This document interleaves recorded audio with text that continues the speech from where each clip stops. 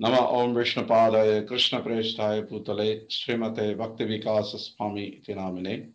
नम ओं विष्णुपादाय कृष्णप्रेष्ठाय भूतले श्रीमते भक्ति वेदांत स्वामी इति नामिने। नमस्ते सारस्वती देवे गौरवाणी प्रचारिणे निर्विशेष शून्यवादी पाश्चात्य देश तारिणे। जय श्री कृष्ण चैतन्य प्रभु नित्यानंद श्री अद्वैत गदाधर श्रीवासादि गौर भक्त वृंद। हरे कृष्णा कृष्ण कृष्णा हरे हरे, हरे राम राम राम हरे हरे, हरे कृष्णा.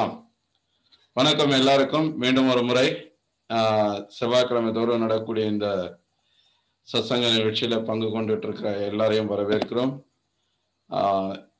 இன்னைக்கு நம்ம பிருத்து மன்னருடைய கதையை தொடங்கவிருக்கோம்.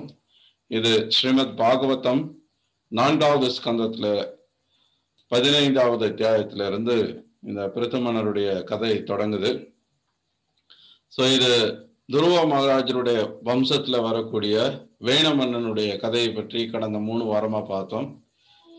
எப்படி அங்க மன்னனுக்கு வேண மன்னன் பிறந்தார், அவர் எவ்வளவு மோசமான ஒரு மன்னனா இருந்ததுனால அங்க மன்னன் நாட்டை விட்டு போக வேண்டிய சூழல் ஏற்பட்டது. அதனால முனிவர்கள் எல்லாம் சேர்ந்து சுனிதாவோட அனுமதியோட, அதாவது வேணமன்னனுடைய தாய் அனுமதியோட வேணனுக்கு முடிசூட்டுறாங்க. ஆனால் வேணன் முடிசூட்டின பிறகு அவனுடைய செயல்கள் மிகவும் மோசமா இருந்ததுனால அதை பொறுத்து கொள்ள முடியாம அவனுக்கு பல அறிவுரைகளை முனிவர்கள் எல்லாம் கொடுத்தும் கூட அதை அவன் கேட்காத பட்சத்துல அவனை சாபம் விட்டு கொன்னுடுறாங்க. அதன் பிறகு சுனிதா, அதாவது வேணனுடைய தாய், அவனை ஒரு மூலிகைகள் மற்றும் வேத மந்திரங்கள் எல்லாம் சொல்லி அவனுடைய உடலை பாதுகாப்பா வச்சிருக்காங்க. கொஞ்ச நாளுக்கு அப்புறம் அந்த முனிவர்கள் எல்லாம் சரஸ்வதி நதிக்கரையில பகவானுடைய புகழை பாடி சடங்குகளை செய்து கொண்டிருக்கும் சமயத்துல நாட்டுல மிக பெரிய ஒரு புழுதி ஏற்பட்டு வந்துட்டு இருக்கிறத அவங்க கவனிக்கிறாங்க. காரணம், நாட்டில் இருக்கக்கூடிய மக்கள் எல்லாம் திருடர்களாகவும் கொள்ளைக்காரர்களாகவும் மாறி நாடே கொந்தளிச்சு கொண்டு இருக்கு. மிக பெரும் அபாயமான சூழல் ஏற்பட்டிருக்கு. ஸோ நாட்டில் ஆட்சி செய்யறதுக்கு மன்னர் இல்லாததன் விளைவு இது அப்படின்றத உணர்ந்து அந்த வேண மன்னனுடைய உடலை எடுத்து அந்த உடல்ல மத்த வச்சு கடையிறாங்க. அந்த முனிவர்களுடைய தவ பலத்தினால முதல்ல பாகுக அப்படின்ற ஒரு குள்ள மனிதன் தோன்றுகிறார். அந்த குள்ள மனிதன் நிஷாதர்கள் அப்படின்ற ஒரு இனத்தோட, காட்டுவாசிகள் இனத்தோட தலைவன் ஆகிறார். ஸோ அதோட 14வது அத்தியாயத்துல வேணமன்னனுடைய கதை நிறைவு பெற்றது. ஸோ இப்போ தொடர்ந்து அடுத்த 15வது அத்தியாயத்துல வேணமன்னனுடைய உடலை வச்சு வேற என்ன பண்ணாங்க, என்ன நடந்தது, யார் மறுபடியும் அந்த உடல்ல இருந்து வந்தாங்க, அதை பற்றின விவரங்கள் சொல்லப்பட்டிருக்கு. அதை இப்ப நம்ம பார்ப்போம். ஸோ 15வது அத்தியாயத்தினுடைய முதல் ஸ்லோகம் மைத்ரேய முனி பேசுறார். மைத்ரேய உவாச்ச அத்தஸ்ய புனர்விப்ரை அபுத்ரஸ்ய மஹீபதே பாஹுபியாம் மத்யமானாபியாம் மிதுனம் சம்பத்யத. மைத்ரேயர் சொல்றார், அன்பார்ந்த விதுரனே, அதன் பிறகு அம்மாமுனிவர்கள் மீண்டும் மறைந்த மன்னன் வேணனின் உடலில் இருந்து 2 கரங்களையும் கடைந்தனர். அதன் விளைவாக அக்கரங்களில் இருந்த ஆணும் பெண்ணுமான ஒரு ஜோடி தோன்றினர். ஸோ இப்போ என்ன நடந்திருக்கு, முதல்ல வேணமன்னனுடைய கால்கள்ல வச்சு கடையும் போது அதுல இருந்து அந்த குள்ள மனிதன் பாகுக்கன் வந்தார். அதுக்கப்புறம் இப்போ மறுபடியும் அந்த வேணமன்னனுடைய 2 கரங்களையும் வச்சு கடையிறாங்க. அதுல இருந்து ஒரு ஆண் ஒரு பெண் அப்படின்ற ஒரு ஜோடி அந்த உடல்ல இருந்து வராங்க. ஸோ அதை தொடர்ந்து அடுத்த ஸ்லோகத்துல சொல்றார், அம்மாமுனிவர்கள் வேத ஞானத்தில் மிகுந்த தேர்ச்சி உடையவர்களா இருந்ததுனால இந்த ஆணும் பெண்ணும் ஒரு தம்பதியினரா வந்திருக்காங்க. அந்த வேணனுடைய உடல்ல இருந்து இப்போ வந்திருக்கிறத கண்டு எல்லாரும் மகிழ்ச்சி அடைறாங்க. ஏன்னா அந்த தம்பதியினர் அந்த ஆணும் பெண்ணுமா வந்திருக்கவங்க பரமபுருஷ பகவானுடைய ஒரு அம்சத்தின் ஒரு ஒரு பகுதி அம்சமா இருக்காங்க. பார்ஷியல் இன்கர்னேஷன் ஆங்கிலத்துல நம்ம சொல்லுவோம். ஒரு பகுதி அம்சமா பகவானுடைய அம்சமா அவங்க இருக்கிறதுனால இவங்க கண்டிப்பா இந்த சமுதாயத்துக்கு ரொம்ப நல்ல ஒரு வளர்ச்சியை உருவாக்குவாங்க அப்படின்றதுல அவங்க மகிழ்ச்சி அடைகிறாங்க. ஸோ இங்க முதல்ல பிரபுபாதர் வந்து இந்த பொருளுரையில ஒரு அழகான கருத்தை சொல்றார். வேத ஞானத்தில் உயர்ந்த அறிஞர்களாலும் முனிவர்களாலும் கடைபிடிக்கப்பட்ட முறையானது மிகவும் சிறந்ததாகும். பாகுகணை மன்னன் வேணனின் உடலில் பிறந்ததினால் அவர்கள் முதலில் மன்னன் வேணனின் பாவச் செயல்களை ஒதுக்கிவிட்டனர். இப்ப என்னாச்சு, அந்த ரிஷி முனிவர்கள் எல்லாம் அந்த பாகுகன்ற ஒருத்தரை வந்து வேணனுடைய உடல்ல இருந்து கொண்டு வந்ததுனால அவர் வந்து அந்த வேணன் செய்த எல்லா பாவ செயல்களின் விளைவையும் ஏற்றுக்கொண்டார். இப்போ வேணனுடைய உடல் வந்து சுத்தமாயிடுச்சு, பாவ விளைவுகள் இல்லாம. அதுக்கப்புறம் அவங்க உருவாக்கின இந்த ஒரு தம்பதியினர் எந்த பாவ விளைவுகளும் இல்லாம இருக்காங்க. அதனாலதான் பகவானுடைய சக்தியாவேஷ அவதாரமாகவே அவங்க தோன்றியிருக்காங்க. ஸோ அதை வந்து இங்க பிரபுபாதர் விளக்குறாரு.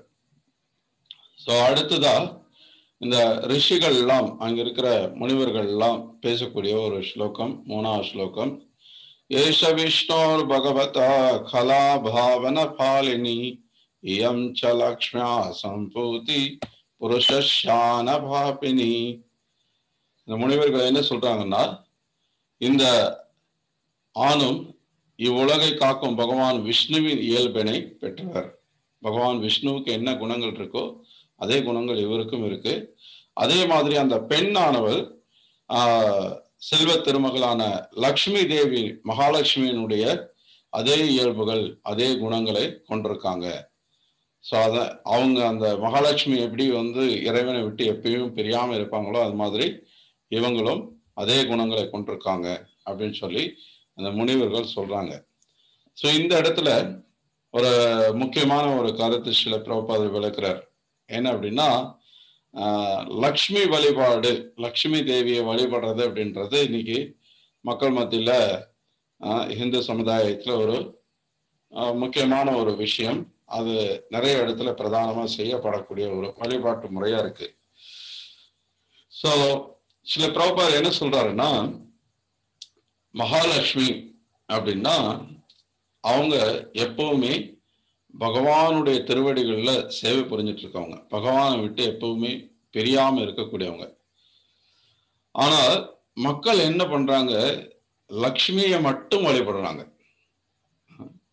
லக்ஷ்மி வந்து எப்பவும் தனிச்சு ஒருத்தனுடைய வழிபாடு ஏற்றுக்கொள்றதுக்காக வர்றது கிடையாது.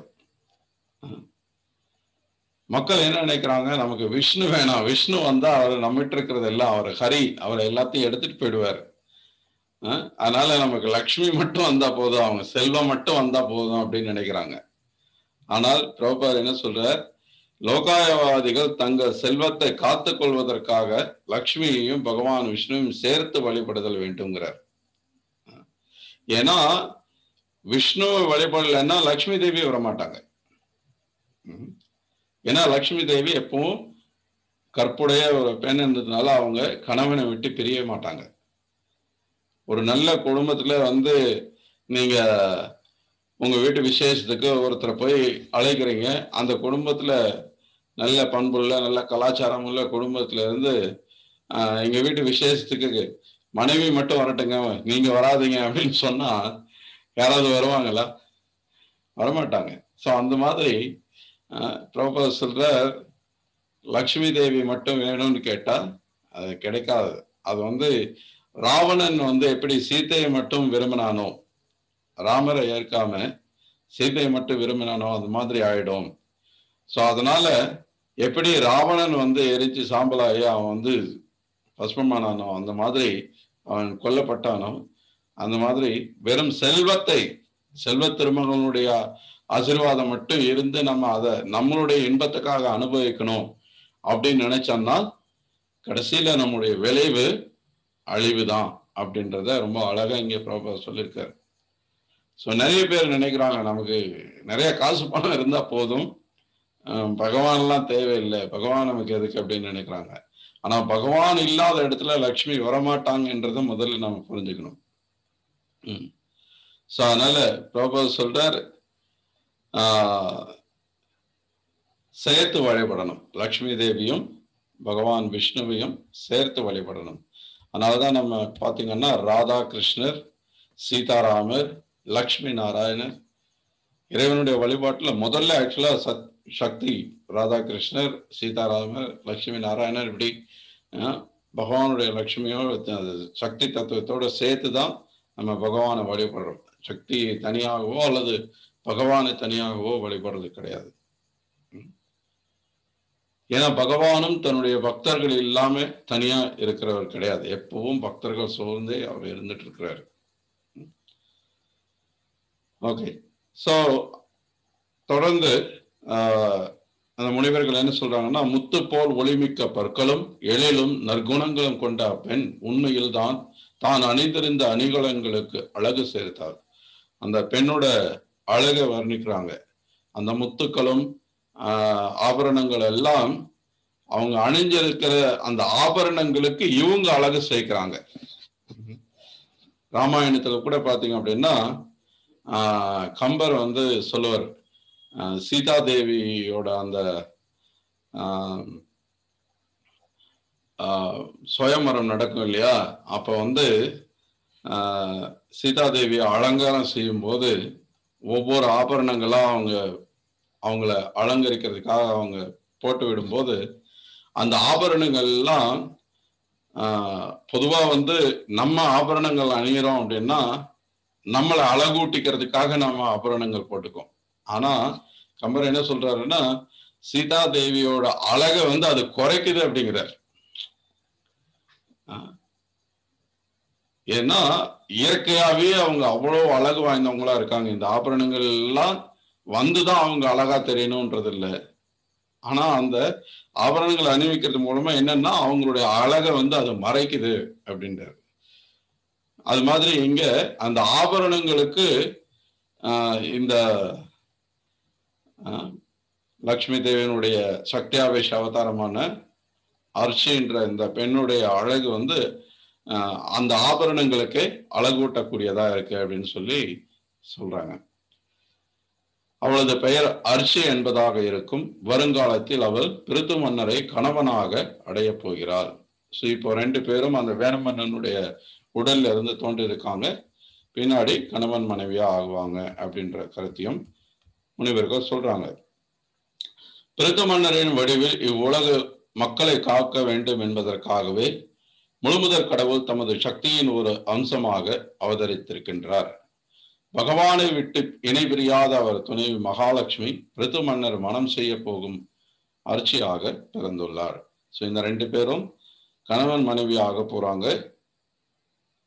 பிருத்து மன்னர் இந்த உலக மக்கள் ரட்சிக்கிறதுக்காக வந்திருக்கக்கூடிய ஒரு ராஜாவா இந்த உலகத்தை ஆள போறார் அப்படின்ற கருத்து இங்க தெளிவுபடுத்தப்படுது.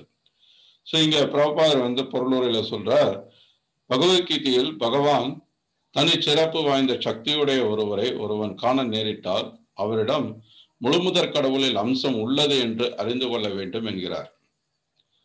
இப்போ ஒருத்தரை பகவான் அப்படின்னு தெரிஞ்சுக்கிறதுக்கு பல அடையாளங்கள் இருக்கு. இப்ப நம்ம குந்தி தேவியருடைய பிரார்த்தனைகளை கூட பார்த்தோம். அவருடைய திரு பாதங்கள்ல, அவருடைய திருக்கரங்கள், அவருடைய திருமேனியில பல அறிகுறிகள் தென்படுது. இவர்தான் பகவான் அப்படின்றத தெரிஞ்சுக்கிறதுக்கான அந்த அறிகுறிகள் நமக்கு சாஸ்திரங்கள்ல விளக்கப்பட்டிருக்கு. ஸோ அது மாதிரி அந்த அறிகுறிகளை வைத்துதான் இவர் பகவானா இல்லையான்றதை நம்ம தெரிஞ்சுக்கணும்ன்றார். இது போன்ற மகான்கள் எண்ணிலடங்காதவர் இருந்திருக்கின்றனர். ஆயினும் அவர்கள் அனைவரும் பகவானின் நேரடி விஷ்ணு தத்துவ அவதாரங்கள் அல்லர். எத்தனையோ மகான்கள் மிகச்சிறந்த நற்குணங்களை கொண்டவர்கள் இருந்திருக்கலாம். எல்லாரும் பகவானுடைய விஷ்ணு தத்துவம்னு சொல்லிட முடியாது, விஷ்ணுடைய அவதாரம்னு சொல்லிட முடியாது. அநேக உயிர்கள் சக்தி தத்துவ பிரிவை சேர்ந்தவர்கள். சில குறிப்பிட்ட நோக்கங்களுக்காக படைக்கப்பட்ட அவதாரங்கள் சக்தி ஆவேச அவதாரங்கள் எனப்படுவர். மன்னர் பிருத்துவும் பகவானின் சக்தி ஆவேச அவதாரம் ஆவார். அவர் மனைவி அர்ச்சி மகாலட்சுமியின் சக்தி ஆவேச அவதாரம். ஸோ எப்படி பிருத்து மன்னர் பகவான் விஷ்ணுவோட சக்தி ஆவேச அவதாரமோ, அதே மாதிரி இந்த அர்ச்சி என்றவங்களும் மகாலட்சுமியினுடைய சக்தி ஆவேச அவதாரம். சக்தி ஆவேச அப்படின்னா பகவானுடைய சக்தி அளிக்கப்பட்ட ஒரு ஜீவன், ஒரு உயிர்வாளி. ஒரு குறிப்பிட்ட நோக்கத்தை நிறைவேற்றுறதுக்காக அந்த மாதிரி சக்தி அளிக்கப்பட்டு அவங்க வரும்போது அவங்க சக்தி ஆவேச அவதாரம்னு சொல்லப்படுது. சங்குகளும் கொம்புகளும் தொடர்ந்து அடுத்த ஸ்லோகத்துல மைத்ரேயர் சொல்றார், அன்பார்ந்த விதுரனே, அப்போது அனைத்து அந்தணர்களும் மன்னர் பிருத்துவின் சிறப்புகளையும் பெருமைகளையும் புகழ்ந்து பாராட்டினர். கந்தர்வலோகத்தைச் சேர்ந்தவர்கள் அவர் புகழை பாடலாக இசைத்தனர். சித்தலோகத்தைச் சேர்ந்தவர்கள் அவர் மீது மலர் மாறி பொழிந்தனர். தேவலோகத்தைச் சேர்ந்த பேரழகு மங்கையர் தம்மை மறந்து நடனமாடினர். ஸோ இந்த மாதிரி மேலுலகத்தில் இருக்கக்கூடிய எல்லாரும் இது பகவானுடைய சக்தி ஆவேச அவதாரம் அப்படின்றத உணர்ந்து அவங்க இந்த ஒரு சிறப்பான ஒரு தருணத்தை கொண்டாடுறாங்க. ஒவ்வொருத்தருக்கும் ஒரு ஒரு தனி சிறப்பு இருக்கு தேவலோகங்கள்ல. ஸோ அவங்களுடைய அந்த சிறப்பு அம்சத்தை இங்க வெளிப்படுத்துறாங்க இந்த கொண்டாட்டத்துல. சங்குகளும் கொம்புகளும் தந்துபிகளும் வானில் முழங்கின. ரொம்ப அழகான அற்புதமான அந்த சப்தங்கள் ஒளி எழுப்பப்படுது, பெரிய விழாவா கொண்டாடப்படுது. தேவலோகத்திலிருந்தும் அதுபோல் பிற உலகங்களில் இருந்தும் முனிவர்களும் மூதாதைகளும் மகான்களும் மண்ணுலகிற்கு வந்து இறங்கினர். எல்லாரும் இந்த பூமிக்கு வராங்க. எல்லாரும் பகவானுடைய அந்த சக்தி ஆவேச அவதாரத்தை தரிசிக்கிறதுக்காகவும் அவருக்கு பரிசுகளை வழங்குறதுக்காகவும் வராங்க. ஸோ என்னென்ன பரிசுகள் வழங்குறாங்கன்றதெல்லாம் பின்னாடி வரக்கூடிய ஸ்லோகங்கள்ல நம்ம பார்ப்போம். அடுத்ததா 9வது 10வது ஸ்லோகத்துல என்ன சொல்லப்பட்டிருக்குன்னா, ஜகத்குருவான பிரம்மதேவர் தேவலோகங்களின் தலைவர்களும் தேவர்களும் சூழ்ந்து வர அங்கு வருகை தந்தார். பிருத்து மன்னரின் வலது உள்ளங்கையில் இருந்து பகவான் விஷ்ணுவின் ரேகைகளும் அவர் பாதங்களில் தெரிந்த தாமரை மலர் சின்னங்களும் கண்டு பிருத்து மன்னர் முழுமுதற் கடவுளின் அம்சமாவார் என்பதை பிரம்மதேவர் புரிந்து கொண்டார். ஒருவரது உள்ளங்கையில் சங்கு சக்கர இரு ரேகைகளும் இது போன்ற பிற மங்கள சின்னங்களும் இருக்குமானால் அவர் பரமபுருஷ பகவானின் அம்சம் அல்லது அவதாரம் என்று கருதப்பட வேண்டும். ஸோ இன்னைக்கு ஒருத்தர் ஊர் பூரா பேனர் அடிச்சு விளம்பரப்படுத்தி தன்னை அவதாரம்னு சொல்லிக்கிட்டா உடனே அவர் அவதாரம்னு நம்ம ஏற்றுக்கொள்ள முடியாது. அவதாரத்துக்கான அறிகுறிகள் இருக்கணும். முதல்ல சாஸ்திரங்கள்ல சொல்லப்பட்டிருக்கணும். இப்ப எப்படி புத்தர் அவதரிச்சார், பகவானுடைய அவதாரம்ன்றது சாஸ்திரத்துல சொல்லிருக்கு. பாகவதத்திலே சொல்லப்பட்டிருக்கு. பாகவதம் சொல்லப்பட்டது எப்போ ஏற்றப்பட்டது 5000 வருஷத்துக்கு முன்னாடி வியாசர் எழுதினார். ஆனா புத்தர் தோன்றியது 2000 வருஷத்துக்கு முன்னாடி. ஆனா 5000 வருஷத்துக்கு முன்னாடி இந்த மாதிரி புத்தர் அவதரிப்பாருன்னு சொல்லப்பட்டிருக்கு. ஸோ அந்த மாதிரி அதே மாதிரி இன்னும் இந்த கலியுக அவதாரமான கல்கி அவதாரம் பின்னாடி இந்த கலியுகத்தினுடைய கிட்டத்தட்ட இறுதி காலகட்டத்துல அவதரிக்க போறார். அந்த அவதாரத்தை பற்றி பாகவதத்துல சொல்லப்பட்டிருக்கு. ஸோ அந்த மாதிரி முதல்ல சாஸ்திரங்கள்ல குறிப்பிட்டிருக்கணும். 2வது பகவானுக்கான அறிகுறிகள், அந்த சக்திகள், அந்த நற்குணங்கள் இருக்கான்றதை நம்ம கவனிக்கணும்.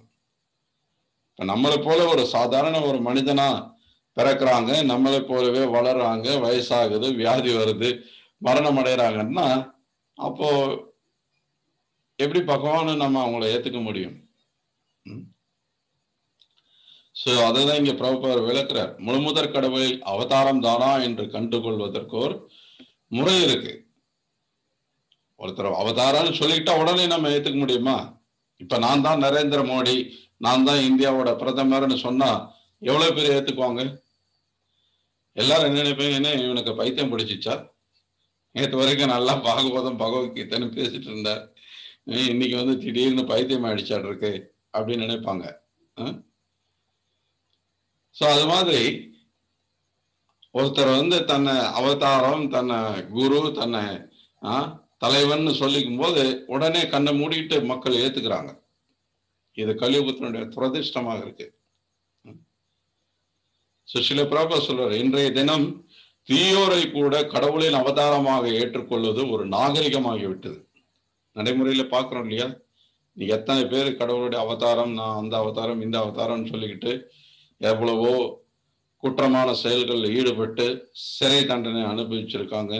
எத்தனையோ பேர் தற்கொலை பண்ணிட்டு இருக்காங்க. எத்தனையோ பேர் மக்களுக்கு பயந்து நாட்டை விட்டு ஓடி போய் ஒளிஞ்சிட்டு இருக்காங்க. இதெல்லாம் கண் கூட நம்ம பார்த்துட்டு தானே இருக்கோம்.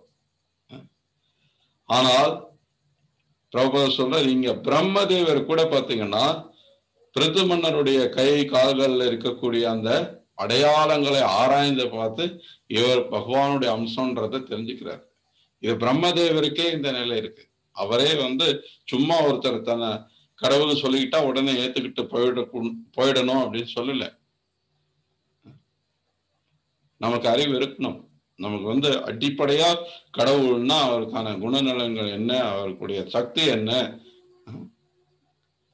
அதை நம்ம கொஞ்சமாவது தெரிஞ்சு வச்சிருக்கணும். அப்பதான் ஒருத்தர் நம்ம ஏமாத்துறாங்களா இல்லையான்றதை நம்ம தெரிஞ்சுக்க முடியும்.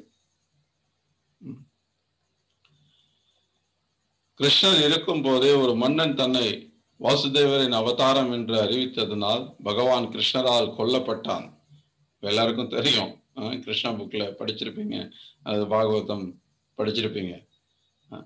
ஒருவரை கடவுளின் அவதாரமாக ஏற்றுக்கொள்வதற்கு முன்பு சாஸ்திரங்களில் குறிப்பிடப்பட்டிருக்கும் அடையாளங்கள் அவரிடம் உள்ளனவா என்பதை ஆராய்ந்து தெளிதல் வேண்டும். இவ்வடையாளங்கள் இல்லை என்றால் கடவுளின் அவதாரம் என்ற ஊரை ஏமாற்றும் அம்மோசக்காரன் அதிகாரம் பெற்ற மகான்களினால் கொல்லப்படுவான். எப்படி தகுதி இல்லாத ஒருத்தனை வந்து பதவியில அமர்த்தி அவன் வந்து நாட்டுக்கு தீங்கி இழைக்கும் போது முனிவர்கள்லாம் சாபமிட்டு கொன்னாங்களோ, அந்த மாதிரி முற்காலத்துல வந்து ரிஷி முனிவர்கள்லாம் இருந்தாங்க, சக்தி வாய்ந்தவர்கள் இருந்தாங்க. அதனால மக்களும் நாட்டை ஆளக்கூடியவங்களும் சரி, அவதாரம்னு சொல்லிக்கிட்டு யாராவது வர்றவங்களும் சரி கொஞ்சம் கவனமா இருக்க வேண்டியிருந்தது. ஆனா இன்னைக்குதான் அப்படி இல்லையே. அதனால எவ்வளவோ ஏமாற்றுக்காரர்கள் வந்துட்டு இருக்காங்க. இருந்தாலும் அப்படி அவங்க ஏமாத்துறாங்கன்றதுக்காக, ஏமாறுபவர்கள் இருக்காங்கன்றதுக்காக ஏமாத்துறவங்க அவங்க குற்ற செயல்கள்ல இருந்து தப்பிச்சிட முடியாது. இறைவனுடைய சட்டம் எப்பவுமே நம்மளை தண்டிக்கும். அது வந்து நம்ம என்ன தவறு செய்தாலும் அதுக்கான தண்டனை நம்ம ஏற்றுக்கொண்டே ஆக வேண்டும். அதுல இருந்து தப்பிக்க முடியாது. இந்த நாட்டோட அரசாங்கத்துக்கு, இந்த நாட்டோட சட்டத்துக்கு புறம்பா நம்ம செயல்பட்டு வேணா தப்பிச்சிடலாமே ஒழிய இறைவனுடைய சட்டத்தை மீற முடியாது நம்மளால. சோ வேதங்களில் கூறப்பட்டிருக்கும் சடங்குகள் எடுத்து பற்றுடைய கட்டறிந்த அந்தணர்கள் மன்னரின் முடிசூட்டு விழாவிற்கு தேவையான ஏற்பாடுகளை செய்தனர். ஸோ இந்த மாதிரி எல்லா தேவர்கள் முனிவர்கள் எல்லாரும் ஒன்று கூடி இப்போ அந்த பிருத்துவுக்கு முடிசூட்டு விழா ஏற்பாடு பண்றாங்க, பட்டாபிஷேகம் பண்றாங்க. அனைத்து திசைகளில் இருந்து மக்கள் அவ்விழாவிற்கு தேவையான எல்லா பொருட்களையும் சேகரித்து வந்தனர். இவ்வாறு அனைத்தும் பூர்த்தி செய்யப்பட்டன. எல்லா நதிகள், கடல்கள், மலைகள், கிரகங்கள், நாகங்கள், பசுக்கள், பறவைகள், விலங்குகள், தேவலோகங்கள், பூலோகம் மற்றும் எல்லா உயிர்களும் மன்னனுக்கு பரிசாக தத்தமக்குரிய ஆற்றலுக்கு ஏற்ற பொருட்களை திரட்டி வந்தன. எல்லாமே ஒவ்வொன்றும் அவங்களுக்கு என்ன முடியுமோ, அவங்களுடைய கெப்பாசிட்டி, அவங்ககிட்ட என்ன சிறப்பான விஷயம் இருக்கோ அதை மன்னருக்கு பரிசா கொடுக்கறதுக்காக கொண்டு வராங்க. இவ்வாறு மதிப்புமிக்க ஆடை அணிகலன்களினால் நன்கு அலங்கரிக்கப்பட்டிருந்த பிருது மன்னர் முடிசூட்டப்பட்டு அரியணை ஏறினார். மன்னரை போன்றே நன்கு ஆடை அணிகலன்களினால் அலங்கரிக்கப்பட்டிருந்த அவர் மனைவி அர்ச்சியும் மன்னரும் பார்ப்பவர் கண்களுக்கு நெருப்பை போல் ஒளி மிகுந்தவர்களாக விளங்கினர். பிரகாசமா காட்சி கொடுக்குறாங்க. இப்போ இந்த பிருது மன்னரும் அர்ச்சி தேவியும் எல்லாரும் கூடியிருக்க அங்க அரியாசனத்தில் அமர்ந்திருக்காங்க. மாமுனிவர் தொடர்ந்து சொல்றார், யாரு மைத்ரேயர் சொல்றார் விதுரர்கிட்ட, தேவர்களின் தன அதிகாரியான குபேரன், தனங்களுக்கு தேவர்களுடைய தனவான், தன செல்வங்களை ட்ரெஷரர் யாருன்னா குபேரன். அவர் என்ன கொடுக்கிறார்? சிம்மாசனம், தங்கத்தால் செய்யப்பட்ட ஒரு சிம்மாசனத்தை கொடுக்கிறார். அது தொடர்ந்து வருணதேவன் சந்திரனை போன்ற ஒளிமிக்கதும் எப்போதும் நீர்த்துளிகளை குளிர்ச்சியாக சிந்து கொண்டிருக்கும் வெண்கொற்ற கொடையினை பரிசாக கொடுக்கிறார். வெண்கொடை எப்பவும் பார்த்தீங்கன்னா அந்த மன்னருடைய சிம்மாசனத்துக்கு மேலே ஒரு பெரிய வெண்கொடை இருக்கும். அந்த கொடையிலிருந்து எப்பவும் அந்த பனி மாதிரி அப்படி நீர் துளிகள் வந்துக்கிட்டே இருக்கும். அது குளிர்ச்சியா வச்சுக்கும். ஸோ அந்த மாதிரி ரொம்ப பிரகாசமானதாகவும் அந்த நீர்த்துளிகள் எப்பவும் சிந்தி கொண்டிருக்கக்கூடிய அந்த கொடையினை பரிசா கொடுக்கிறார் வருணதேவன். ஸோ அதே மாதிரி காற்று தேவனான வாயு பகவான், அவர் பிருத்து மன்னருக்கு கவரிமான் முடியிலான சாமரங்களை கொடுக்கிறார். 2 சாமரங்களை பரிசா கொடுக்கிறார்.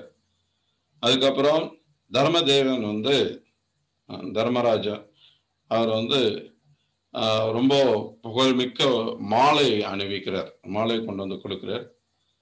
தேவேந்திரன், இந்திரர்களுடைய தலைவனான தேவேந்திரன் கிரீடத்தை கொடுக்கிறார். ரொம்ப புகழ்மிக்க ஒரு கிரீடத்தை பரிசா கொடுக்கிறார்.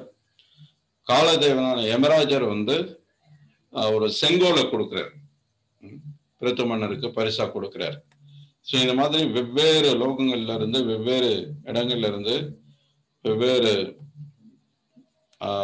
இந்த உலகத்தை ஆளக்கூடிய தேவர்கள்லாம் ஒவ்வொரு பரிசா கொண்டு கொடுக்குறாங்க. ஸோ இங்க பிரபுபா சொல்றார், அனைத்து தேவர்களும் பிருத்து மன்னருக்கு பல்வேறு பரிசுகளை வழங்கிய போது முழுமுதற் கடவுளின் அவதாரமும் வானுலகின் உபேந்திரன் என்று அறியப்படுவருமான ஹரி மன்னருக்கு ஒரு சுதர்சன சக்கரத்தினை பரிசளித்தார்.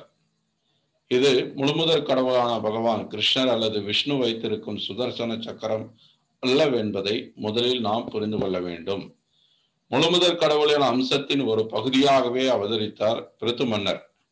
எனவே அவருக்கு வழங்கப்பட்ட சுதர்சன சக்கரமும் மூல சுதர்சன சக்கரத்தின் அம்சத்தில் ஒரு பகுதி என்பதை நாம் புரிந்து கொள்ள வேண்டும். ஸோ பிரபாதை இதை தெளிவுபடுத்துற, சுதர்சன சக்கரம் ஹரி கொடுத்தார் அப்படின்னா அவர் கையில இருக்கிற அதே சுதர்சன சக்கரம் கிடையாது. எப்படி பகவானுடைய ஒரு அம்சம், அவருடைய சக்தியாவேஷ அவதாரமா அம்சமா பிரித்து வந்திருக்கிறாரோ, அதே மாதிரி அவர் கையில் இருக்கிற அந்த சுதர்சன சக்கரத்தினுடைய ஒரு அம்சம் தான் இப்ப இவருக்கு பரிசா கொடுக்கப்பட்டிருக்கு.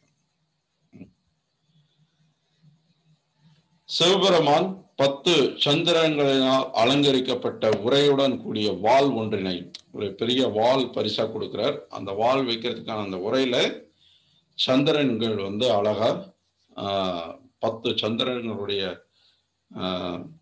வேலைப்பாடுகள், அது மாதிரி பிரகாசமான ஒரு வேலைப்பாடுகள் நிறைஞ்சிருக்கு. சந்திரன் இருக்கிற மாதிரி இருக்கு. அவருடைய தேவியான துர்கா தேவி சந்திரன்களால் 100 சந்திரன்களினால் அலங்கரிக்கப்பட்டிருந்த ஒரு கேடயத்தை கொடுக்குறாங்க. சிவபெருமான் வாள் கொடுக்க துர்கா தேவி கேடயம் கொடுக்குறாங்க. சந்திரன், சோமன் அப்படின்னு சொல்லக்கூடிய சந்திரன் அமிர்தத்தாலான குதிரைகளை பரிசா கொடுக்கிறார். அதே மாதிரி தேவதச்சன் சொல்லக்கூடிய விஸ்வகர்மா அவர் என்ன பண்றார், ஒரு ரதத்தை பரிசா கொடுக்கிறார்.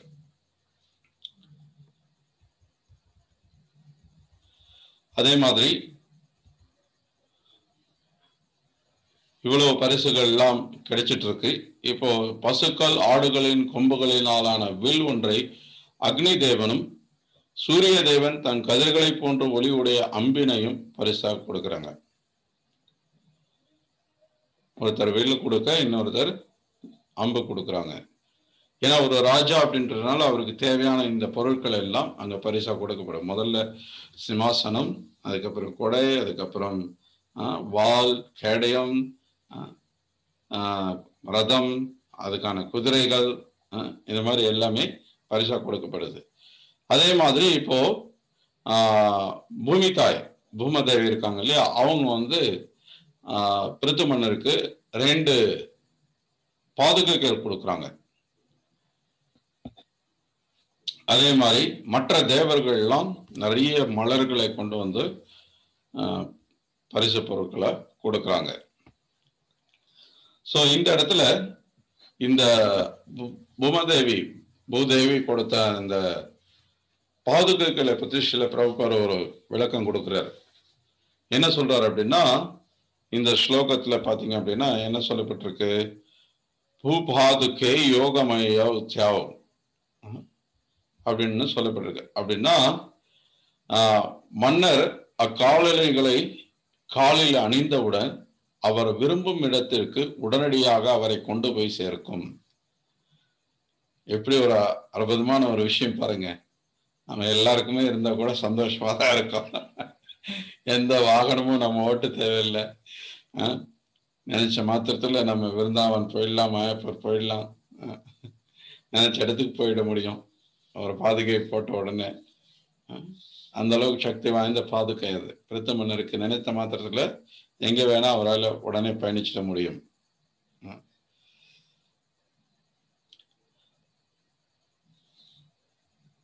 யோக சித்தி பெற்றவர்கள் தம் விருப்பத்திற்கு ஏற்ப ஓரிடத்திலிருந்து மற்றொரு இடத்திற்கு நினைத்தவுடன் செல்லும் ஆற்றல் பெற்றவர்கள். அவருக்கு அளிக்கப்பட்ட காரணிகள் அத்தகு ஆற்றல் வாய்ந்தவை அப்படின்னு சில பிரபர் சொல்றாரு. அதே மாதிரி வானில் எப்போதும் பயணம் பண்ணிட்டு இருக்கக்கூடிய தேவர்கள் நாடகம், பாடல், இசைக்கருவிகளை மீட்டுறது, இது மாதிரியான கண்களுக்கு காட்சி தரக்கூடிய ரொம்ப அழகான பல்வேறு கலை நிகழ்ச்சிகளை நடத்தி பிருத்து மன்னருக்கு அதை பரிசா வழங்குறாங்க. திடீர்னு அவங்க வந்து கண்ணுக்கு புலப்படாத மாதிரி காணாம போயிடுவாங்க, அதுக்கப்புறம் வருவாங்க. இது மாதிரி பல நிகழ்ச்சிகளை நடத்துறாங்க. ரொம்ப இனிமையான இசைக்கருவிகளை வாசிக்கிறது, நாடகம், பாடல்கள் பாடுறது, இது எல்லாமே செய்யறாங்க. மாமுனிவர்கள் அழிவற்ற தமது வாழ்த்துக்களை தெரிவித்தனர். சமுத்திர தேவன் தன்னிடம் உள்ள வலம்புரி சங்கினை மன்னருக்கு பரிசாக அளித்தார். நதிகளும் கடல்களும் மலைகளும் அவரது ரதம் செல்வதற்குரிய வசதியான பெரும் வீதிகளை வழங்கின. மேலும் சூதன், மாகதன், பந்தி போன்றோர் புகழுரைகளை பாடினர். அவர்கள் எல்லோரும் தங்கள் கடமைகளை செய்வதற்காக அங்கே வந்திருந்தனர். ஸோ இப்போ இதெல்லாம் நடந்துட்டு இருக்கும்போது இந்த சூதன், மாகட்டன், பந்தி அப்படின்றவங்க எல்லாம் சேர்ந்து மன்னருடைய புகழை புகழ்ந்து பாடுறாங்க.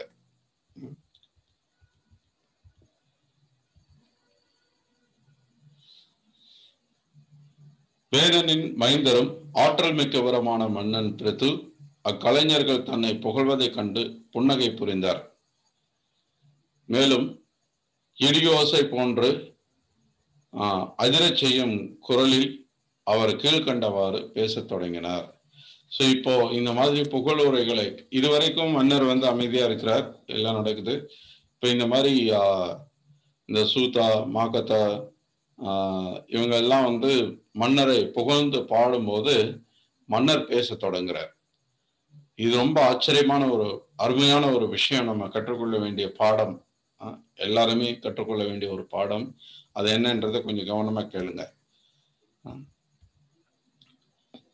ஓ சூதா ஹே மகத சௌமியவந்திங் லோகே துனாபஷ்ட குணஸ்ய மேஷ்ய இமாஸ்ரயோ மேஸ்தவைவ ஜோஜாம் ஆமைய அபூவான் விதனா கிரோபம். பிருத்து மன்னர் என்ன சொல்றாருன்னா, நேர்மையான சூதரை, மாகதரை, வழிபாடு செய்யும் தொண்டர்களே, நீங்கள் கூறிய புகழுரைகள் அனைத்தும் எனது சிறப்பிற்கானவை அன்று. இவ்வாறு என்னிடம் இல்லாத குணங்களை பற்றி நீங்கள் ஏன் புகழ வேண்டும்? இவரை வந்து ரொம்ப புகழ்ந்து பாடும்போது இவர் என்ன சொல்றார், இந்த குணங்கள்லாம் என்கிட்ட இன்னும் இல்லை, இல்லாத குணங்களை ஏன் நீங்க புகழ்ந்து பாடுறீங்க? இவை எனக்கான வார்த்தைகள் என்று கருதி அவற்றை வீணாக்க நான் விரும்பவில்லை. இது எனக்கான புகழுரை கிடையாது, அது வீணாக கூடாது. உங்களுடைய வார்த்தைகளா அது வெளியில வரும்போது அது அர்த்தமுள்ளதா இருக்கணும், அது தகுதியானவர்களுக்கு அந்த புகழுரைகள் இருக்கணும் அப்படிங்கிறார். இவ்வார்த்தைகள் உண்மையிலேயே வேறொருவருக்கு அளிக்கப்படுவதே நல்லது அப்படிங்கிறார். யாருக்கு தகுதி இருக்கோ அவங்கள நீங்க புகழ்ந்து பாடுங்க. பொதுவா வந்து யாராவது நம்மளை புகழ மாட்டாங்களா, நம்மளை நல்ல வார்த்தை சொல்லி 6 பேர் நல்லதா ஏதாவது பேச மாட்டாங்களா அப்படின்னு நம்ம எல்லாம் ஏங்கிட்டு இருக்கிற ஒரு சூழ்நிலையில இப்படி ஒருத்தர் வந்து பேசுறாருன்னா ரொம்ப பெரிய ஆச்சரியமான ஒரு விஷயம்தான். ஆக்சுவலா உண்மையிலேயே யாரு அந்த தகுதி உடைய ஒரு நல்ல குணங்களை கொண்டிருக்காங்களோ அவங்களுக்கு தான் இப்படி ஒரு எண்ணம் வரும். இந்த நற்குணங்கள் இல்லாம இருக்கிறவங்க தான் நம்மளை பத்தி புகழ்ந்து பேச மாட்டாங்களா அப்படின்ற அந்த ஏக்கத்தோடவே இருந்துட்டு இருப்போம். இன்னைக்கு சமுதாயத்துல நம்ம பார்க்கலாம், எல்லாரும் தன்னுடைய போட்டோ வரணும்.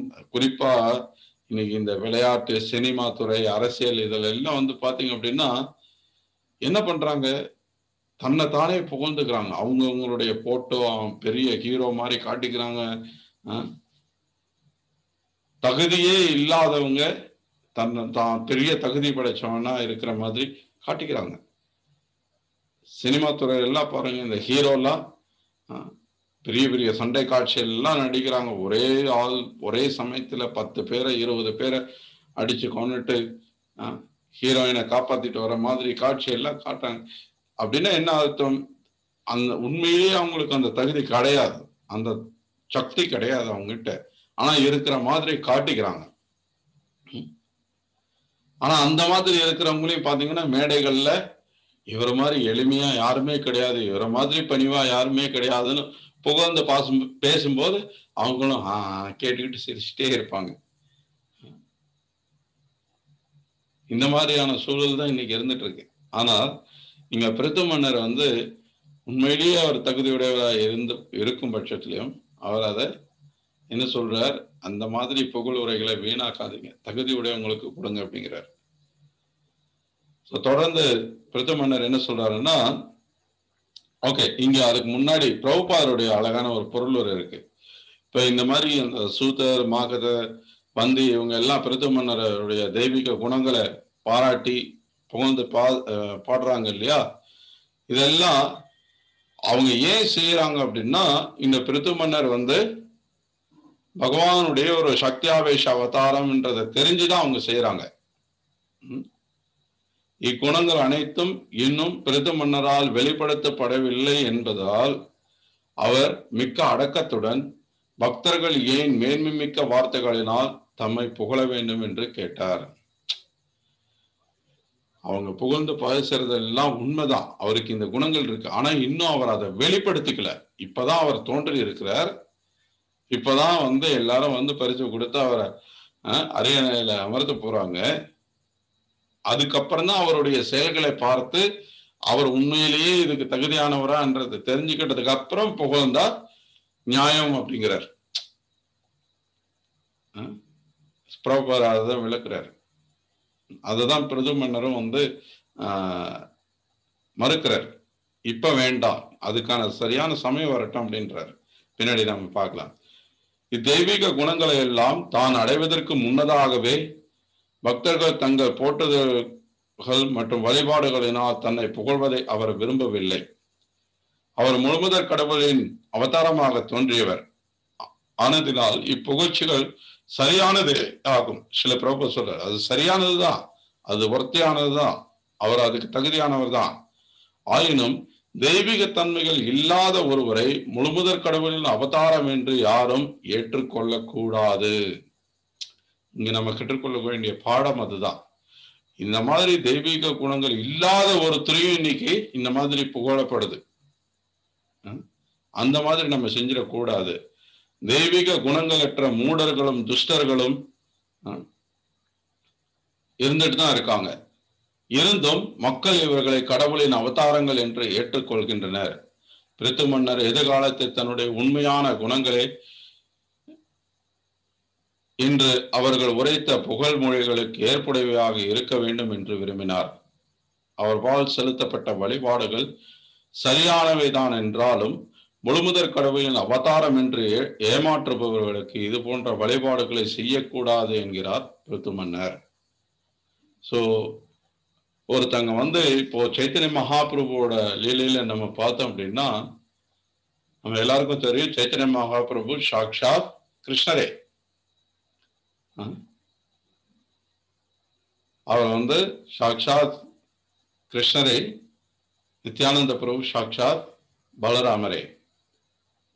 இருந்தாலும் இந்த அவதாரத்துல அவங்க சைத்தன்யர் நித்யானந்தரா வரும்போது தன்னை பகவானா காட்டிக்கொள்ளாம பகவானுடைய பக்தரா தன்னை வெளிப்படுத்திட்டு பக்தியை எப்படி பயிற்சி செய்யறதுன்றத நமக்கு வழிகாட்டுறதுக்காக வந்திருக்காங்க. ஸோ அதனால சைத்தன்ய மகாபிரபுவோட லீலையில சைத்தன்ய சரிதாமிருத்தத்துல பார்த்தோம்னா பல இடங்கள்ல சைத்தன்ய மகாபிரபுவை நீங்க பகவான் சொல்லி பக்தர்கள் அவரை புகழ்ந்து பாடும்போது அவரை காதை பொத்திக்குவாரு. விஷ்ணு விஷ்ணு விஷ்ணு சொல்லுவார், காதை பொத்திக்கிட்டு அதை செய்யாதீங்க அப்படிம்பாரு. ஸோ இதுல இருந்து நம்ம என்ன பாடம் கற்றுக்கொள்றோம்னா, அதோ அவர் பகவானா இருக்கும் பட்சத்திலையும் இப்போ அவர் பகவானுடைய பக்தனா காட்டிக்கிட்டு தான் வந்திருக்கிறார். ஸோ அதனால என்ன நீங்க பகவான் சொல்லாதீங்க அப்படிங்கிறார். அப்கோர்ஸ் சைத்தன்ய சரிதாமிரத்துல பார்க்கிறோம் சில இடங்கள்ல குறிப்பிட்ட பக்தர்களுக்கு அவர் பகவான்றதையும் வெளிப்படுத்தவும் செய்கிறார். ஆனால் பொதுவா சைத்தன்ய மகாபிரபு தன்னை பகவானாக எல்லாரும் முன்னாடி காட்டுக்கல. சோ இதுல இருந்து நம்ம என்ன தெரிஞ்சுக்கிறோம்? அது மட்டும் இல்ல, சைத்தன்ய மகாபிரபு நமக்கு என்ன சொல்லிக் கொடுக்கிறார்? திருநாதபி சுனிச்சேனா தரோரபி சகிஷ்ணுனா அமானினா மானதேனா கீர்த்தனையா சதாஹரி. நம்ம சதா சர்வகாலமும் ஹரி கீர்த்தனத்துல ஈடுபடணும், பக்தி தொண்டுல ஈடுபடணும். அப்படின்னா அதுக்கான தகுதிகள் முதல்ல அவர் சொல்றதெல்லாம், ஒரு புல்லை விட பணிவா இருக்கணும், மரத்தை விட பொறுமையா இருக்கணும், எல்லாருக்கும் எல்லா மரியாதையும் கொடுக்கணும், எறும்புல இருந்து யானை வரைக்கும் எல்லா உயிர்களுக்கும் மரியாதை கொடுக்கணும். அதே சமயத்துல மரியாதை எதிர்பார்க்க கூடாது அப்படிங்கிறார். இங்க பிரித்து மன்னர் எதிர்பார்க்கவும் இல்லை, எதிர்பார்க்காம வரக்கூடிய அந்த மரியாதை அந்த புகழையும் மறுக்கவும் செய்யறார். அதுக்கு தகுதியானவன் நான் இல்லை, அதுக்கான காலம் வரும்போது நீங்க அதை செய்யுங்க அப்படிங்கிறார். அப்படின்னா என்ன அர்த்தம்? ஒருத்தருக்கு தகுதி இல்லாத பட்சத்துல இருக்கிறதா நினைச்சுக்கிட்டு நம்ம அதை செய்யறது அபத்தம், அது கூடாது அப்படிங்கிறார். ஸோ நேற்று எல்லாரும் பார்த்துருப்பீங்க, பெங்களூர்ல இருந்து சென்னை வர வரைக்கும் பல மணி நேரம் எல்லா சேனல்லையும் எல்லா சோசியல் மீடியாவிலையும் லைவ் டெலிகாஸ்ட் பண்றாங்க. ஒரு குற்றம் அனுபவிச்சுட்டு ஒருத்தங்க வராங்க, அவங்களை ஒரு ஒரு ஒரு பெரிய ஒரு மகானை வரவேற்கிற மாதிரி அல்லது ஒரு பெரிய ஒரு தலைவனை நாட்டுக்காக வாழ்க்கையை அர்ப்பணிச்ச ஒருத்தரை வரவேற்கிற மாதிரி இன்னைக்கு மக்கள் இவ்வளவு பெரிய கூட்டம் கூடி இவ்வளவு பெரிய வரவேற்பு கொடுக்குறாங்க. இது ரொம்ப தகுதியற்ற ஒருத்தங்களுக்கு கொடுக்கக்கூடிய மிகப்பெரிய மதிப்பு. அது இன்னைக்கு இது ஒரு சம்பவம் மட்டும் இல்லை, இது நேற்று நடந்ததுனால நான் உங்களுக்கு சொல்றேன். இது மாதிரி எவ்வளவு நிகழ்ச்சிகள், எவ்வளவு பேருக்கு தகுதி இல்லாதவங்களுக்கு இன்னைக்கு எவ்வளவு புகழறைகள் போயிட்டு இருக்கு. அவங்க அவதாரம்னு தான் சொல்லிக்கணும்ன்ற இல்லை, தன்னை தலைவன்னு சொல்லிக்கலாம், தன்னை குருன்னு சொல்லிக்கலாம். அதுக்கான தகுதிகள் இல்லாத பட்சத்துல அவங்கள நம்ம இந்த மாதிரி புகழ்றோம், இந்த மாதிரி ஏற்கிறோம் அப்படின்னா அதனுடைய விளைவு நம்ம தான் துன்பத்தை அனுபவிக்க வேண்டியிருக்கும். அளவுக்கு அதிகமா இவ்வளவு சொத்து சேர்த்திருக்காங்கன்னு சொல்லி குற்றம் சுமத்தப்பட்டிருக்கு. அந்த சொத்து எங்கிருந்து வந்தது அவங்களுக்கு? நம்முடைய பணம் தானே, நம்முடைய உழைப்பு தானே அப்படின்றத ஏன் மக்கள் உணர மாட்டேங்கிறாங்க? இது ஆகாயத்துல இருந்து ஏதாவது கொட்டினதா அவங்களுக்கு? ஒண்ணும் கிடையாது. நம்முடைய உழைப்பு, நம்முடைய வரி பணம், நம்முடைய சொத்து. நம்மகிட்ட இருந்து ஏமாத்திருக்காங்க, ஏமாத்துறவங்கள நம்ம தூக்கி தலையில வச்சுட்டு கொண்டாடுறோம். துரதிர்ஷ்டவசமா இதுதான் கலியுகமா இருந்துட்டு இருக்கு. அது இங்க செய்யக்கூடாதுன்றார் பிரத்து மன்னரும் சரி, பிரபாருடைய விளக்கமும் அதுதான் இருக்கு.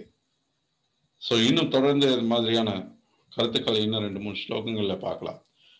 நேர்மை மிக்க கலைஞர்களை, நீங்கள் போற்றிய குணங்கள் அனைத்தும் என்னால் உண்மையில் வெளிப்படுத்தப்படுகின்றனவோ அன்று வெளிப்படுத்தப்படவில்லை இல்லை என்றால் இவ்வழிபாடுகளை நீங்கள் அப்படி வெளிப்படுத்தப்படும் பட்சத்தில் நீங்கள் எனக்கு அதை நீங்க செய்யலாம் அப்படிங்கிறார். இப்ப நீங்க என்னென்ன குணங்களை சொல்லி என்ன புகழ்றீங்களோ அந்த குணங்கள் எல்லாம் என்னிடத்துல வெளிப்படுத்தப்பட்டிருக்கும் போது நீங்க அந்த மாதிரி செய்யலாம், நீங்க என்ன புகழலாம், அது நியாயமானது. முழுமுதற் கடவுளுக்கு தனது வழிபாட்டினை செலுத்தும் நேர்மையான இக்குணங்களை எல்லாம் நீங்க இந்த மாதிரி நற்குணங்களை போற்றி புகழ்ந்து பகவானை ஸ்துதி பண்ணி பகவானை போற்றி பாடுறீங்க. அந்த மாதிரியான குணங்கள் அவருக்கு இருக்கு.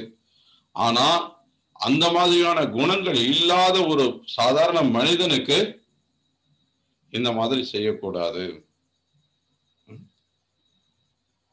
அப்படிங்கிறார்.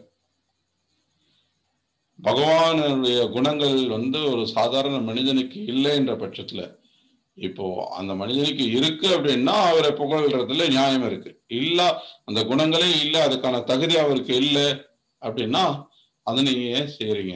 செய்யாதீங்க. முழுமுதற் கடவுளை நேர்மை மிக்க பக்தர்கள் யார் கடவுள் யார் கடவுள் இல்லை என்பதை நன்கு அறிவர். ஆனா பக்தர்கள் விஷயத்துல இது நடக்காது. உங்களுக்கு சில பேருக்கு தெரிஞ்சிருக்கலாம், காஞ்சிபுரத்துல எதோத்தகாரி சொந்த வண்ணம் செய்த பெருமாள்னு ஒரு அழகான ஒரு பெருமாள் இருக்கிறார். ரொம்ப அற்புதமான ஒரு கோயில், திவ்ய தேசங்கள்ல ஒன்று. அந்த பெருமாளுடைய கதை நீங்க கேட்டிருப்பீங்க. ஒரு நீண்ட கதை நான் ஜஸ்ட் உங்களை நினைவுபடுத்துறதுக்காக சுருக்கமா சொல்றேன். அங்க இருந்த மன்னர் என்ன பண்ணுவார், அந்த ஆழ்வாரை தன்னை புகழ்ந்து பாட சொல்லுவார். அவர் மறுத்துருவார். என்னுடைய திருவாயால இறைவனை மட்டும்தான் புகழ்வேன், அவர் மட்டுமே அதுக்கு தகுதியானவர் அப்படின்னு சொல்லிடுவார். மறுத்துட்டதுனால மன்னர் என்ன பண்ணுவார், ஊரை விட்டு என்னுடைய நாட்டை விட்டு வெளியில போயிடு அப்படின்பார். ஸோ இவர் போறதுனால தன்னுடைய பக்தனே போறானே எனக்கு என்ன வேலை அப்படின்னு சொல்லிட்டு பெருமாளும் கிளம்பி போயிடுவார். ஸோ அதுக்கப்புறம் திரும்பி அந்த மன்னர் அவரை மன்னிப்பு கேட்டு திருப்பி அழைச்சிட்டு வரும்போது பெருமாள் திருப்பி படுக்கும்போது அவர் ஏற்கனவே இருந்த திசையில இருந்து மாறி படுத்துருவார். ஸோ அதனாலதான் அந்த பெருமாளோட வரலாறு ரொம்ப சிறப்பான ஒரு வரலாறு அது. ஸோ சொன்ன வண்ணம் செய்த பெருமாள் அப்படின்னு சொல்லப்படும். அந்த அந்த கதையில இருந்து நம்ம என்ன தெரிஞ்சுக்கிறோம், பக்தர்களுக்கு யார் தகுதியானவங்க யார் தகுதி இல்லாதவங்க. இப்ப எப்படி இங்க பிரபுபாதர் தெளிவா நமக்கு விளக்குறாரு, அந்த மாதிரி தகுதி இல்லாதவங்களை பக்தர்கள் புகழ மாட்டாங்க. பக்தர் அல்லாத அருவவாதிகள் கடவுள் எப்படிப்பட்ட தன்மைகளை கொண்டிருக்கிறார் என்பதை பற்றி அறியாததினால் எப்போதும் ஒரு மனிதனை கடவுளாக உருவாக்கி கொண்டு அவனுக்கு இது போன்ற வழிபாட்டினை செய்கின்றனர். பக்தரை இல்லாத இருக்காங்க இல்லையா, சிலர் ஆன்மீகம்ன்ற பேர்ல பக்தின்ற பேர்ல உண்மையிலே இறைவனை அறியாது இருக்கக்கூடியவர்கள், கடவுள் இல்லாத தகுதி இல்லாத ஒருத்தங்களை கடவுளா இருக்கிறாங்க. இதுதான் பக்தனுக்கும் அசுரனுக்கும் உள்ள வேறுபாடாகும்.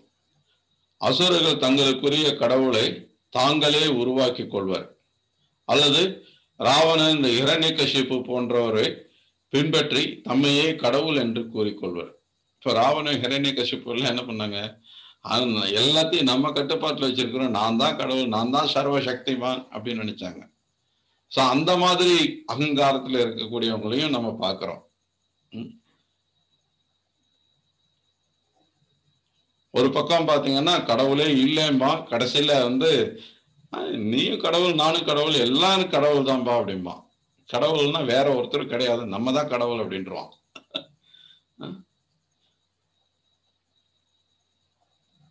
அப்ப ஏன் கடவுள்னு சொல்லணும்? அப்ப என்ன வித்தியாசம் இருக்கு மற்றவங்களுக்கும் நமக்கும்? நம்மளும் மற்றவங்களை போல இயற்கையின் சட்டங்களுக்கு உட்பட்டு பௌதிக ஒரு சரீரத்தை, ஒரு பௌதிக சரீரத்தை ஏற்கிறோம். நம்மளும் ஜன்ம மிருத்யு ஜரா வியாதி என்ற சுழற்சியில மாட்டிக்கிட்டு முழிக்கிறோம். நமக்கும் அதி தெய்வீக ஆத்தியாத்மிக அதி பௌதிக கிளேசங்கள் பாதிக்குது. அப்படின்னும் போது அப்ப என்ன என்ன நான் கடவுள் சொல்லிக்கிறதுல என்ன அர்த்தம் இருக்கு? கடவுள்னா நம்மளை விட பல விஷயங்கள்ல உயர்ந்தவரா இருக்கணும் இல்லையா? இது எல்லாத்துக்கும் அப்பாற்பட்டவரா இருக்கணும் இல்லையா? அப்படி சொல்லிக்கிறதுல தானே கடவுள்ன்றதுக்கு பெருமை இருக்கு. அப்பதானே அவருக்கு அந்த சக்தி இருக்கிறதா நம்ம ஏற்க முடியும்.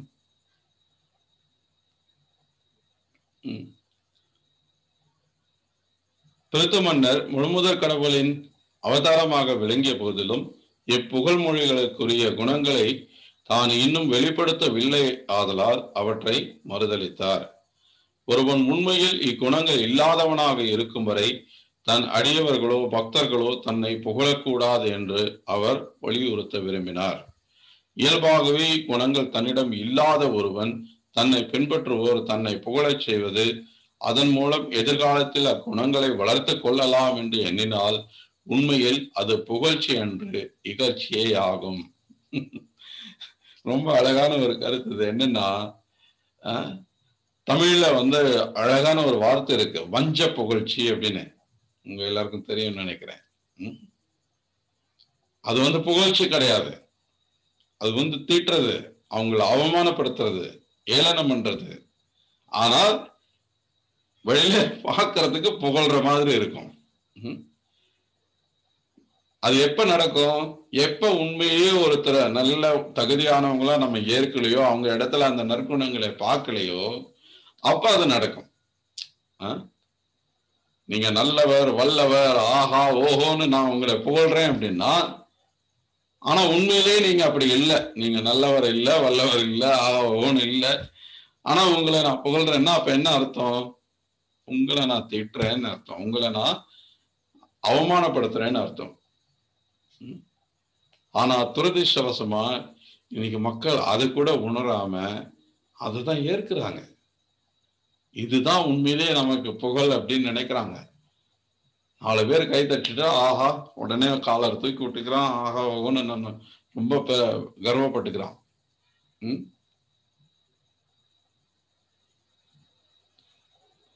ஸோ அவன் பண்றது எல்லாம் ரொம்ப குற்ற செயல்களா இருக்கும், ரொம்ப அயோக்கியத்தனமான செயலா இருக்கும்.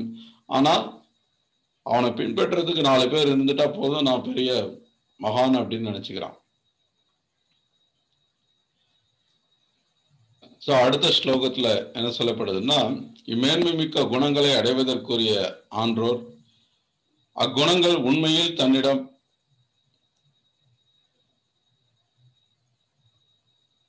இல்லாத போது எவ்வாறு அனுமதிக்க கூடும்? இப்போ உண்மையிலேயே ஒருத்தருக்கு அந்த மாதிரியான நற்குணங்கள் இல்லைன்னும் போது எப்படி அவங்க அதை அனுமதிக்கலாம்? அந்த மாதிரி ஒருத்தங்க தன்னை புகழ்றது. ஒருவனை இவன் மட்டும் கல்வி அறிவு பெற்றிருந்தால் அவன் பெரிய அறிஞனாகவோ அல்லது மகானாகவோ கட்டாயம் ஆகியிருப்பான் என்று புகழ்ந்துரைப்பது மோசடி, அது ஏமாத்துறது அப்படிங்கிறார். இவர் மட்டும் படிச்சிருந்தா, இவர் மட்டும் விஞ்ஞானியாக இருந்தா, இவர் மட்டும் தலைவனாக இருந்தா அப்படி இருக்கும் இப்படி இருக்குன்னு சொன்னா அதுல என்ன அர்த்தம் இருக்கு? அது இருக்கும் போது நீ புகழ்ந்து பேசு. ஆயிருந்தா இருந்திருந்தா அப்படின்னு சொன்னா அது ஏமாத்துறது இல்லையா? இப்புகழ்களை ஏற்றுக்கொள்ளும் மூடன் இவ்வார்த்தைகளை உண்மையில் தன்னை அவமதிப்பவை என்று அறியாதவனாய் ஆவான். அந்த அளவுக்கு முட்டாள்கள் தான் இந்த மாதிரியான வஞ்ச புகழ்ச்சியை ஏற்பாங்க அப்படிங்கிறார். இன்னைக்கு எல்லாரும், இன்னைக்கு எல்லா அரசியல் தலைவர்கள் எல்லாரும் இன்னைக்கு பாருங்க, யாருக்கு இன்னைக்கு மக்கள் இந்த அளவுக்கு கூட்டம் கூடுற அளவுக்கு, இந்த அளவுக்கு புகழ்றதுக்கு, இந்த அளவுக்கு அவங்கள வரவேற்கிறதுக்கு தோரணங்கள் கட்டி இன்னைக்கு எவ்வளவு இது பண்றாங்க. இவ்வளவு தகுதியானவங்க யாராவது இருக்காங்களான்னு பார்த்தா ஒருத்தரும் கிடையாது. வெளிப்படையா இன்னைக்கு நாஸ்திகம் பேசுறாங்க. வெளிப்படையா இன்னைக்கு எவ்வளவு அபத்தமான கருத்துக்களை பேசுறாங்க. நம்ம நாட்டு கலாச்சாரத்துக்கு, நம்ம பண்பாட்டுக்கு எதிரான கருத்துக்களை எவ்வளவோ பேசுறாங்க. அவங்களெல்லாம் இன்னைக்கு மக்கள் தலைவர்களா ஏற்றுக்கொண்டிருக்காங்க. அப்போ எப்படி சமுதாயம் மகிழ்ச்சியா இருக்க முடியும்? மக்கள் அதுல சமுதாயத்துல எப்படி ஒழுக்கமா இருக்க முடியும், மகிழ்ச்சியா இருக்க முடியும், நல்லவங்களா இருக்க முடியும்? எந்த நற்குணமும் எப்படி வளரும்? பிரத மன்னர் முழுமுதற் கடவுளின் அவதாரம் என்பதை பிரம்மதேவனும் பிற தேவர்களும் அவருக்கு தெய்வீக பொருட்களை பரிசீலிப்பதன் மூலம் ஏற்கனவே உறுதி செய்துள்ளனர். அவர் அப்போதுதான் முடிசூட்டப்பட்டார். ஆதலினால் உடனடியாக தெய்வீக தன்மைகளை அவர் வெளிப்படுத்த முடியாதவராக இருந்தார். அதனால் அவர் பக்தர்களின் புகழ்மொழிகளை ஏற்றுக்கொள்வதில் விருப்பம் கொள்ளவில்லை. தம்மை முழுமுதற் கடவுளின் அவதாரங்கள் என்று கூறிக்கொள்வோர் பிருத்து மன்னரிடமிருந்து பாடம் கற்க வேண்டும். கடவுள் தன்மையற்ற அரக்கர்கள் தங்கள் அடியவர்களிடமிருந்து போலியான புகழ்மொழிகளை ஏற்றுக்கொள்ளக்கூடாது. ரிப்பீட்டடா எகைன் அதே கருத்து தான் வெவ்வேறு கோணத்திலிருந்து சொல்லப்படுது. தகுதி இல்லாம புகழுரைகளை ஏற்கக்கூடாது. மற்றவங்க நம்ம புகழணுன்ற எதிர்பார்ப்பு இருக்கக்கூடாது. அப்படியே புகழ்ந்தாலும் அதை ஏற்கக்கூடாதுன்றது தான் இங்க நம்ம கற்றுக்கொள்ளக்கூடிய பாடமா இருக்கு. நேர்மையும் தாராள குணமும் உடையோர் தமது வெறுக்கத்தக்க செயல்களை பற்றி கேட்பதற்கு விரும்ப மாட்டார். அதுபோல் மிகுந்த புகழும் ஆற்றலும் மிக்கோர் தம்மை புகழ்ந்து பேசுவதையும் விரும்ப மாட்டார். திரும்பவும் சொல்றேன், கவனமா கேளுங்க. நேர்மையும் தாராள குணமும் உடையோர் தமது வெறுக்கத்தக்க செயல்களை பற்றி கேட்பதற்கு விரும்ப மாட்டார். அதுபோல் மிகுந்த புகழும் ஆற்றலும் மிக்கோர் பிறர் தம்மை புகழ்வதையும் புகழ்ந்து பேசுவதையும் விரும்ப மாட்டார். உண்மையிலேயே யாருக்கு புகழ் இருக்கோ, யாரு தகுதியானவங்களா இருக்காங்களோ அவங்க நம்மளை புகழ்றத ஏற்க மாட்டாங்க.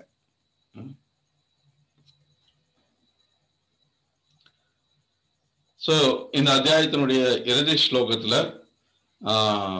பிருத்து மன்னர் கடைசியா அவர் சொல்ற கருத்து என்னன்னா, சூத்திரின் தலைமையிலான எனது அன்புமிக்க பக்தர்களே, இப்போது நான் எனது செயல்களின் மூலம் புகழ்மிக்கவனாக இல்லாதவனாக இருக்கிறேன். ஏனென்றால் நீங்கள் புகழக்கூடிய அளவிற்கு பாராட்டத்தக்க செயல்கள் எதையும் நான் இன்னும் செய்யவில்லை. இவ்வாறு இருக்க ஒரு குழந்தையை போல் நான் உங்களை எனது செயல்களை புகழ்வதில் எப்படி ஈடுபடுத்த முடியும்? சோ இதோட அவருடைய இந்த கருத்தோட இந்த அத்தியாயம் நிறைவு பெறுது. இந்த 15வது அத்தியாயம் பிருத்து மன்னருடைய தோற்றத்தையும் அவருடைய முடிசூட்டலை பற்றியும் வர்ணித்திருக்கக்கூடிய இந்த அத்தியாயத்தோட இன்னைக்கு நிகழ்ச்சியை நம்ம நிறைவு செய்யலாம். இது தொடர்ந்து பிருத்து மன்னரை பற்றி இன்னும் நிறைய விஷயங்கள் வரக்கூடிய அத்தியாயங்கள்ல சொல்லப்பட்டிருக்கு. அதை நம்ம அடுத்த வாரத்துல இருந்து தொடர்ந்து பார்க்கலாம். ஸோ சுருக்கமா சொல்லணும் அப்படின்னா, இன்னைக்கு நம்ம பார்த்த நிகழ்ச்சியில வேணமன்னனுடைய உடல்ல இருந்து பாகுகனுக்கு அப்புறமா பிருத்து மன்னரும் அவருடைய மனைவியான அர்ச்சியும் தோன்றுகிறாங்க. முனிவர்கள் வேணமன்னனுடைய 2 கரங்களையும் கடையும் போது அதுக்கப்புறம் வெவ்வேறு தேவர்கள் எல்லாம் வெவ்வேறு பரிசு பொருட்களை கொடுத்துக்கிறாங்க. அவருக்கான சிம்மாசனத்திலிருந்து, கொடையிலிருந்து, ரதத்திலிருந்து எல்லா பரிசு பொருட்களையும் வெவ்வேறு தேவர்கள் கொண்டு வந்து கொடுத்து அவரை கௌரவிக்கிறாங்க. அவர் சாக்ஷாத் பகவானுடைய சக்தி ஆவேச அவதாரம் என்றதை உணர்ந்து பெரிய கந்தர்வர்கள் இவங்க எல்லாம் பல்வேறு கலை நிகழ்ச்சிகளை நடத்துறாங்க. அவங்களுடைய திறமைகளை வெளிப்படுத்துறாங்க, அவரை சந்தோஷப்படுத்துறாங்க. அதே மாதிரி பல்வேறு பரிசு பொருட்களும் கொடுக்கப்படுது, அவரை புகழ்ந்து பாடப்படுது. அந்த புகழுரைக்கான தகுதி பெற்றவன் நான் இல்லை அப்படின்றத மறுத்து, அந்த புகழுரைக்கான செயல்களை எப்ப நான் செய்யறனோ, இப்பதான் நான் தோன்றி இருக்கேன், இப்பதான் எனக்கு ஒரு ஆசனம் கொடுத்து என்ன அரசனா முடிசூட்டி இருக்கீங்க, எப்போ நான் செயல்களை செய்து அதுக்கான தகுதியுடையன் ஆகிறனோ அதன் பிறகு என்னை நீங்க புகழ்ந்து பேசுங்க அப்படின்னு சொல்லி ரொம்ப அழகா நமக்கு ரொம்ப அருமையான கருத்தை சொல்லி இந்த அத்தியாயம் நிறைவு செய்யப்படுது. ஸோ தொடர்ந்து அடுத்த வாரம் நம்ம பார்க்கலாம். ஸோ மிக்க மகிழ்ச்சி உள்ள நேரம் இந்த நிகழ்ச்சியில பங்கு கொண்ட எல்லா பக்தர்களுக்கும். ஸோ இப்போ உங்களுக்கு ஏதாவது கேள்வி இருந்ததுன்னா நீங்க உங்களுடைய கேள்விகளை எப்பவும் போல சேட்ல நீங்க அனுப்பலாம். இல்லைன்னா உங்களுடைய கைகளை உயர்த்தி நீங்க கேள்விகளை கேட்கலாம். அன்னைக்கு சில ஸ்லைட்ஸு சில இமேஜஸ்லாம் நான் ரெடி பண்ணியிருந்தேன். லாஸ்ட் மினிட்ல வந்து என்னால் அதை யூஸ் பண்ண முடியாமல் போயிடுச்சு. என்னுடைய கம்ப்யூட்டரில் சம் ப்ராப்ளம். டெக்னாலஜின்னா இது மாதிரி தான், எந்த நிமிஷத்தில் காலவாரம்னு தெரியாது. அதனால தான் இன்னைக்கு ஆரம்பமானது சில நிமிஷங்கள் லேட் ஆச்சு. ஹரே கிருஷ்ணம். ஸோ யாருக்காவது ஏதாவது கேள்வி இருந்ததுன்னா சேட்டில் எதுவும் கேள்வி இல்லை. உங்களுக்கு கேள்வி இருந்ததுன்னா நீங்கள் கையை உயர்த்தலாம். ஏதாவது கேள்வி இருக்கான்னு பார்க்குறேன். Okay, சேர்லையும் okay. சேதுராமன், நீங்கள் கையை உயர்த்திருக்கீங்க. உங்களுக்கு ஏதாவது கேள்வி இருந்ததுன்னா நீங்கள் கேட்கலாம், அல்லது ஏதாவது சொல்ல விரும்புனீங்கன்னா சொல்லலாம். உங்களை அன்மியூட் பண்ணிட்டு நீங்கள் பேசலாம். ஹரே கிருஷ்ணா. ஹரே கிருஷ்ணா, வணக்கம். பிருத்துமந்தன் பிறந்த உடனே அவர் வளர்ச்சி, அவருடைய யார்கிட்ட வளர்றாரு, அவருடைய வாழ்க்கை அரியாசனத்துக்கு ஏறதுக்கு முன்னாடி எப்படி இருந்தது, இந்த ஒரு விவரங்கள் எதுவும் தரப்படவில்லையா? அதனால கேட்கிறேன். ஆக்சுவலி இவர் வந்து தோன்றும் போதே வளர்ச்சி பெற்றவராகவே வரார். இவர் வந்து ஒரு குழந்தையா பிறந்து அதுக்கப்புறம் வளர்ச்சி பெறல. ஏன்னா இது வந்து சாதாரண மற்ற எல்லாரையும் போல ஒரு பிறப்பு கிடையாது இல்லையா? ஸோ எப்படி பாகுகன் இவருக்கு முன்னாடி தோன்றவனும் பாகுகனும் வந்து ஒரு குள்ள மனிதனா வந்து உடனே வந்து அவர் வந்து அந்த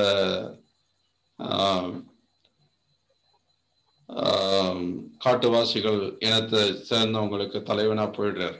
ஸோ அந்த மாதிரி இவர் தோன்றும் போது இப்போ தேவலோகத்துல எல்லாம் வந்து பாத்தீங்க அப்படின்னா, இப்ப நம்ம நிறைய புண்ணியம் செய்து தேவலோகத்துக்கு போறோம்னா அங்க வந்து இங்க மாதிரி ஒரு சின்ன குழந்தையா பிறந்து நம்ம கொஞ்சம் கொஞ்சமா வளர்ச்சி அடைந்து அதுக்கப்புறம் பெரிய ஆளா ஆகுறது அப்படிலாம் கிடையாது. அங்க தோன்றும் போதே நம்ம இளமையோட தான் இருப்போம். அதே மாதிரி இங்க மாதிரி வயோதிகத்தினுடைய பாதிப்பெல்லாம் அவ்வளவா இருக்காது. நம்முடைய புண்ணியம் முடிஞ்ச உடனே நம்ம எப்ப என்ன கண்டிஷன்ல இருக்கோமோ அப்படியே திடீர்னு மறைஞ்சிருவோம் அங்கிருந்து.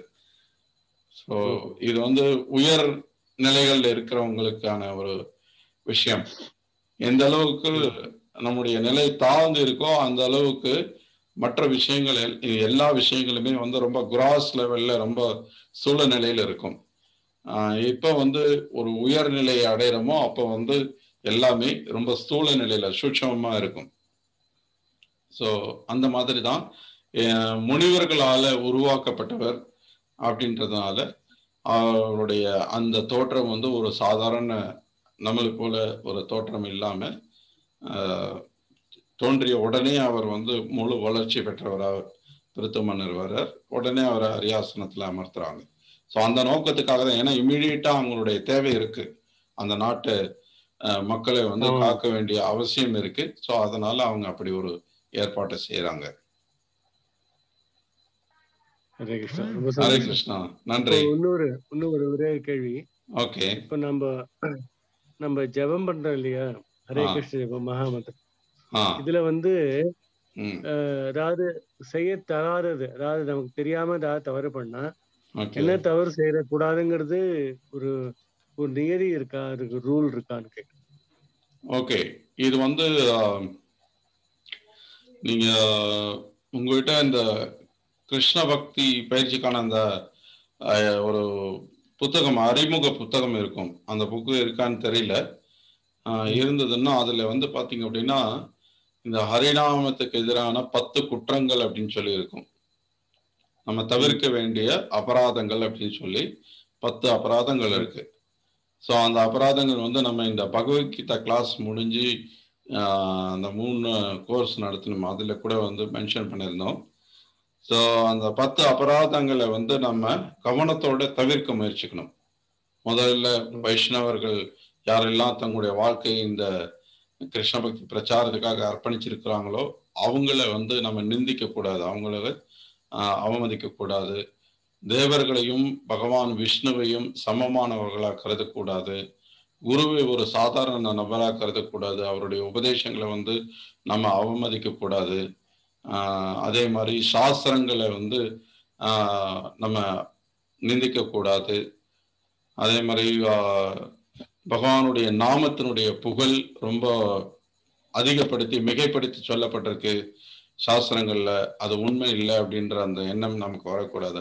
அந்த மாதிரி நம்ம நினைக்க கூடாது. பகவானுடைய நாமத்துக்கு எதிரான பாவ செயல்களை செய்துக்கிட்டு அதே மாதிரி நிறைய நாம ஜபம் பண்ணோம்னா நம்ம பாவத்தை சரி செஞ்சிடலாம் அப்படின்ற எண்ணம் இருக்கக்கூடாது. அதே மாதிரி பகவானுடைய நாம ஜபம்ன்றது மற்ற பௌதிகமான நிறைய சடங்குகள்லாம் நம்ம செய்வோம், புண்ணியமான பலன்களை எதிர்பார்த்து.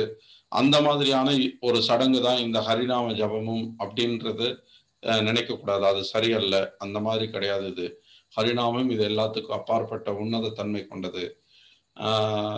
பூர்ண நம்பிக்கை இல்லாத பக்தர்களுக்கு, இல்லாத மக்களுக்கு வந்து இந்த ஹரிநாமத்தினுடைய பலன்களை வந்து முழுமையா உள்ள அர்த்தங்கள் எல்லாம் எடுத்து சொல்லக்கூடாது.